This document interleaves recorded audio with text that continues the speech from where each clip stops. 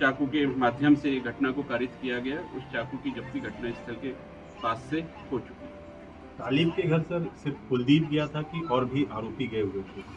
घटना अभी इसमें विवेचना जारी है। इस घटना में कुलदीप, रिंकू सिंह और सीके सिंह ये तीनों सम्मिलित थे। सर कितने बार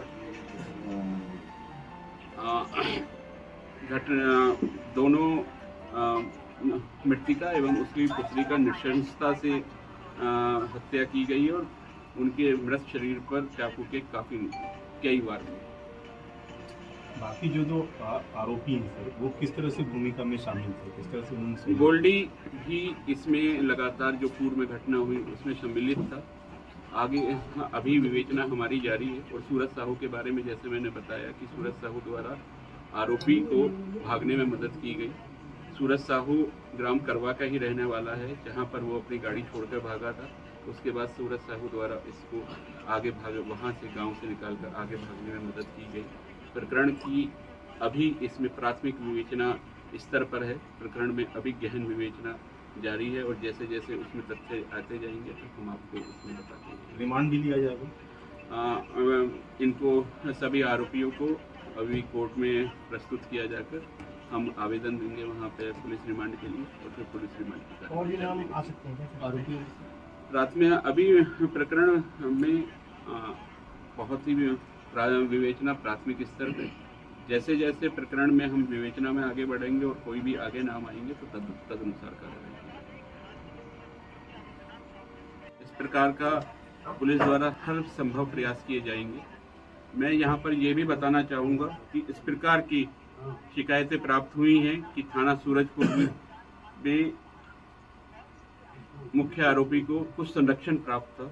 मेरे द्वारा जिला सूरजपुर से अलग दीगर जिला कोरिया की अतिरिक्त पुलिस अधीक्षक मोनिका ठाकुर एवं जिला बलरामपुर के एसडीओपी कुसमी इमैनुअल लकड़ा की अध्यक्षता में एक विशेष जांच दल का गठन किया जा रहा है, जो इस घटना के किस प्रकार कारित हुई, क्या उसके कारण थे और क्या पुलिस कर्मियों की इसमें प्रकरण में कोई लापरवाही थी अथवा संलिप्तता थी, इसकी सूक्ष्मता से जांच की जाएगी और जांच रिपोर्ट के आधार पर जो भी उसमें पाया जाएगा तदनुसार उसमें आवश्यक विभागीय कार्यवाही या जो भी आवश्यक कार्यवाही होगी वो की जाएगी। Sir Monika Thakur madam additional SP Koriya, Monika Thakur अतिरिक्त पुलिस अधीक्षक कोरिया और इमैनुअल लकड़ा एसडीओपी कुसमी एक अतिरिक्त पुलिस अधीक्षक और एक उप पुलिस अधीक्षक की अध्यक्षता में एक विशेष जांच दल का गठन किया जा रहा है और ये जांच दल को निर्देशित किया जा रहा है कि वो 7 दिवस में मुझे